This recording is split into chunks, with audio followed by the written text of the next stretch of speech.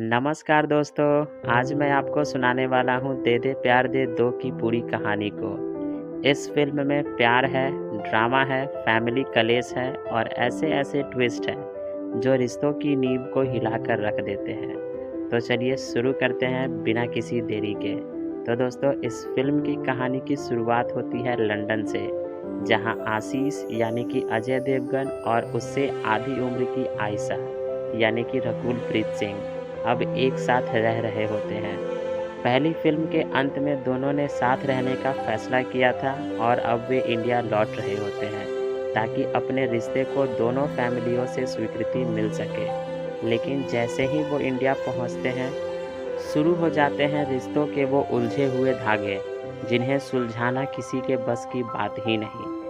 आयशा के पिता राजेश, जिन्हें आर माधवन ने निभाया है, वो फिल्म में बहुत मॉडर्न दिखते हैं, लेकिन बेटी की पसंद पर आते ही उनके अंदर का छिपा हुआ पुराना परंपरावादी पिता बाहर आ जाता है। जगह जगह ऑकवर्ड सिचुएशंस होते हैं। एक पार्टी में आशीष गलती से अपनी सास को भाभी जी बोल देता है और इस बात से पूरा हॉल चौंक जाता है। राजेश को यह रिश्ता किसी भी तरह से मंजूर नहीं होता और वो आयशा को आशीष से दूर करने के लिए उसके बचपन के दोस्त आदि, जो कि आपको इस फिल्म में मिजान जाफरी के रूप में दिखेंगे, तो आयशा को आशीष से दूर करने के लिए आदि, जो कि आयशा का बचपन का दोस्त होता है, उसे बुलाया जाता है। इसी बीच शुरू होती है ड्रामा, झगड़े, क्लबिंग, गलतफहमियां और कई तरह के झूठे नाटक। राजेश आयशा को आशीष से दूर करने के लिए आदि को उसके करीब भेजता है।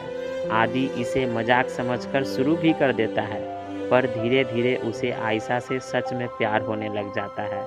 उधर लंदन में आशीष और आयशा के बीच उनके एज गैप की वजह से कई बहसें होती हैं, जैसे लाइफस्टाइल, सोच, पसंद नापसंद सब टकराने लगते हैं और आखिर वह पल आता है जब दोनों अलग होने का फैसला कर लेते हैं और अलग होने के फैसले से आशीष पूरी तरीके से टूट जाता है।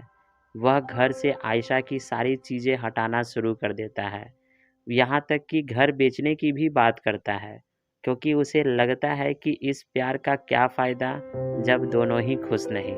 उधर आयशा को लगता है शायद उसके फैसले बहुत जल्दबाजी में लिए गए, पर राजेश के दबाव, आदि के कन्फ्यूज़न और दिल की उथल-पुथल सब मिलकर उसे अंदर से तोड़ देते हैं।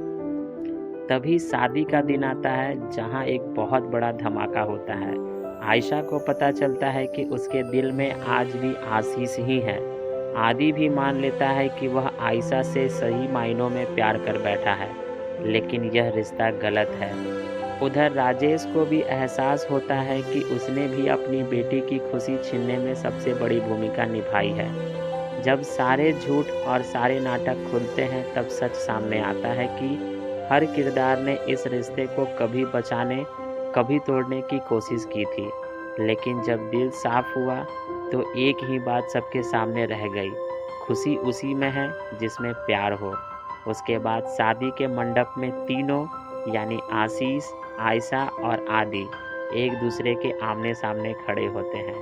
तीनों की भावनाएं चरम पर होती है, लेकिन आदि पीछे हट जाता है। राजेश भी फैमिली इमोशनल होकर दोनों के रिश्ते को मंजूरी देती है और फिल्म खत्म हो जाती है, आशीष और आयशा की नई शुरुआत के साथ। तो दोस्तों ये थी दे दे प्यार दे दो की पूरी कहानी, जिसमें प्यार, रिश्तों, धोखे और सच्चाई का संगम है। तब दोस्तों आज के इस वीडियो के लिए बस इतना ही। अब हम लोग मिलेंगे ऐसे ही किसी और वीडियो में, ऐसे ही किसी और फिल्म की कहानी के साथ। तब तक के लिए आप अपना ख्याल रखिएगा। धन्यवाद।